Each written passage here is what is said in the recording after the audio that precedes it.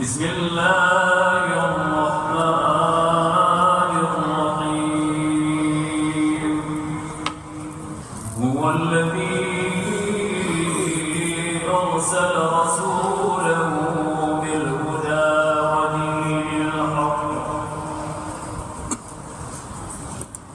ودين الحق ليظهره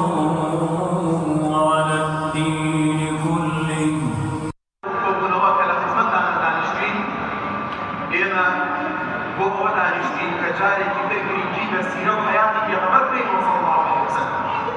والله أولئك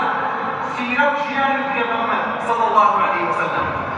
شلون خواردن الخوراك شلون أكسجين. بسم الله الرحمن الرحيم وبه نستعين.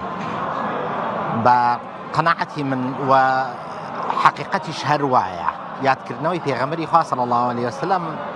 براستي بريتيني للشعارات ولدروشمي زلو بلام هيج كردو وهيج رنگدانويك لسر جياني تو دروز نبيت كسيرتي پیغمبري خو اخويني صلى الله عليه وسلم ياخذ جود لفرمايشتكاني ابيد براسی هر کەسێک بێ یادی پێغەمبەری خوا بکاتەوە صلی الله عليه وسلم پێویستە لە گوێبیستنی هەر مودەیەک شوێنی بکەوێت و سونەتەکانی هەڵبگرێتەوە و جێبەجێی بکات و ئەم جۆرە یادانش ئەگەر وەک بڵێ وەگەر خستنەوەیەک بێت و تازەکردنەوەیەکی ئەوە بێت کە مرۆڤ بە فەرمایشتەکان و بە سونەتەکانی پێغەمبەری خوایە بچێتەوە و هەنگاوەکانی پێغەمبەری خوا صلی الله عليه وسلم هەڵبنێ باشە ئەگەر نا هەر لە ساڵێکە بیت لە بۆنەیەکی وایە ئامادە بیت بەڕای من هیچ شتێک لە مەسەلەکە ناگۆڕێت.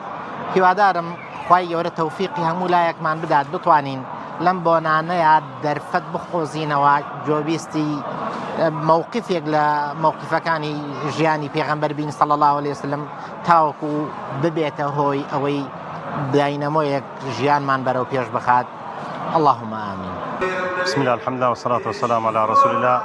سبارت با یادکردنەوەی پێغەمبەر عليه الصلاة والسلام خوای گەورە فەرمێ قل إن كنتم تحبون الله ورسوله فاتبعوني. شوێنکەوتنی پێغەمبەر عليه الصلاة والسلام بە کردار و بە ڕەفتارە بێت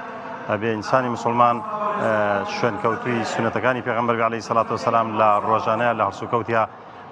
جێبەجێ بکە شوێنکەوتویەکی ڕاستەقینەی بێ بۆ ئەوەی لە ڕۆژی قیامەتیشا بەر شەفاعەتی پێغەمبەر عليه الصلاة والسلام. بەناوی خوای گەورە میهرەبان دیارە ئێمە ئەم ڕۆژانەی کەواتیان ڕۆژانێکی مبارەکەن و هەروەها مانگێکی مبارەکە کە بریتە لە دایکبوونی پێغەمبەری پایەبەر صلی الله عليه وسلم. ئێمە وەکو مسلمان بەڕاستی ئەرکێکی گەورە لەسەر شانمانە کە شوێنکەوتوی سنەتەکانی پێغەمبەر بین صلی الله عليه وسلم چ لە ئاستی تاکە وەکو تاک ئێمە بێ پابندی سنەتەکانی پێغەمبەر بین صلی الله عليه وسلم ئەوەی کەوا ئەو فەرمیەتی ئەوەی کەوا ئەو کردوێتی و هەروەها لەسەر ئاستی خێزان ئێمە هەوڵدەین ئەو چۆن مامەڵەی کردووە لەگەڵ دەوروبەرا چۆن مامەڵەی کردووە لەگەڵ خێزانەکانیان چۆن مامەڵەی کردووە لەگەڵ مناڵەکانیان مناڵەکانی چۆن پەروەردە کردووە لەگەڵ هاوسێکانە چۆن بۆ شێوازە بەڕاستی ئێمەش مامەڵە بکەین و هەرچی پەیوەندی بە کۆمەڵگەوە هەیە بەڕاستی پێغەمبەر صلی الله عليه وسلم کە لەگەڵ هاوڵانی بەرز و بەڕێزیان ژیاوە ڕۆژانە ئامۆژگاری کردوون ڕۆژانە نەسیحەتی کردوون گرنگە بۆ ئێمە مسلمان باشترین یادکردنەوە لە ڕۆژانێکی وەکو ئێسایە ئەوەیە کە ئێمە پابندی سونەتەکانی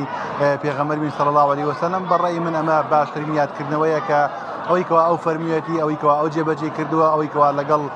هاوڵانە بۆ ئەمری پێکردوون ئێمە تەنها ئەو شتانە جێبەجێ بکەین باوەڕەکەم تاکێکی زۆر باش و هەروە تاکێکی سودمەند بۆ کۆمەڵگەمان لێ دەرەچێ و لە ڕژگارێکی وەکو ئێسایە کە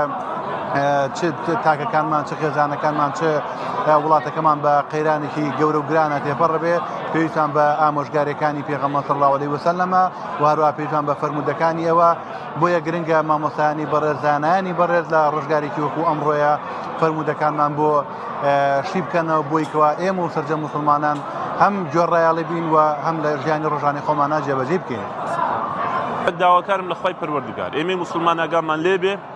لەم یادی پێغەمبەری خۆشەویستمان و باسی یادی پێغەمبەری خواکەین صلی الله علیه وسلم زیاد ڕەوی نەکەن لە حەدی خۆی زیاد ڕەوی نەکەن لە حەدی خۆی ئەوەندە باسی کەین ئەوەندە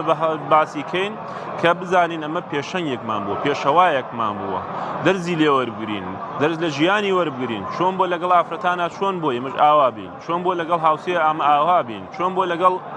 یعنی چۆن تەعاملی لەگەڵ خەڵکا کردووە چۆن هەڵس و کەوتی لەگەڵ چواردەوری خۆیان کردووە ئێمەی موسڵمانی ئەبێ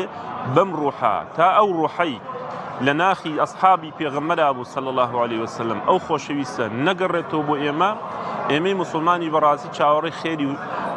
خێر لە شتیتر ناکرێ بەڕاستی بەس ئەوەیە کە ئێمە یادی ئەەکەین ئینشاءالله بە ڕوحەوە یادیکەین داواکەین لەخوا بڵێن خوایە ئەو پێغەمبەرە چۆن خەڵکی سەحابەکان بە خۆشەویستیەوە خۆشیان ویستووە و دینەکەیان سەرکەوان خوای ئێمە ژوالێکەی پێغەمبەری خوامان لە هەموو کەسێک خۆشتر بوێ لە ماڵمان لە سەروەتمان لە خانوومان لە سیارەمان لە خزممان لە هەموو کەسێکمان لە هەموو کەسێک خۆشترمان بوێ ئەو جا خوای پەروەردگار گۆڕانکاریمان بۆ دێنێ ئەو جا خوای پەروەردگار دەرگای خێرمان لێکاتەوە یادی پێغەمبەری خوا بەس بە زمان نییە ئەبێ لە ناخ و دڵتەوە پێغەمبەری خۆشەویست خۆش بوێ بە کردارەکانت باس و کەوتەکانت سەحابی پێغەمبەری خوا صلی الله علیه وسلم عەبدوڵای کوڕی عمر خوای لێ ڕازی بێ فەرمێ وەڵڵاهی ئەمەندە شوێنکەوتووی پێغەمبەر بوو لە هەر شوێنێکا پێغەمبەری خوا نوێژێکی کردو نوێژێکی کردووە لە هەر شوێنێکا وەستاوێ لە پێ بکەنی هەتا پێکەنینەکەیشی لە شوێنێکا پێغەمبەری خوا ئەی فەرموو خەنەبزەیەکی کردو ئەوش لێوە خەنەبزەیەکی کردو بۆیە ناویوە عەبدوڵای کوڕی عومەر ئاوا بوو بە پێشەنگ و بوو بە پێشەوە داواکەم لە خوای پەروەردگار خوایە بە یادی ئەم پێغەمبەرە صلی الله علیه وسلم بە باسکردنی ئەم پێغەمبەرە دەرگای خێرمان لێ بکرێتەوە دەرگای خۆشیمان لێ بکرێتەوە خۆشەویستی پێغەمبەری خوا بچێتە ناو دڵی هەموو تاک بە تاکی موسڵمانان و کوردی ئێمە بەڕاستی بە تایبەتی خوایە خۆشەویستیەکە وامان لێکا هیچ کەسمان خۆش نیوێ لە خەیری ذاتی پێغەمبەر نەبێ صلی الله علیه وسلم خوای گەورە موفقتان کا و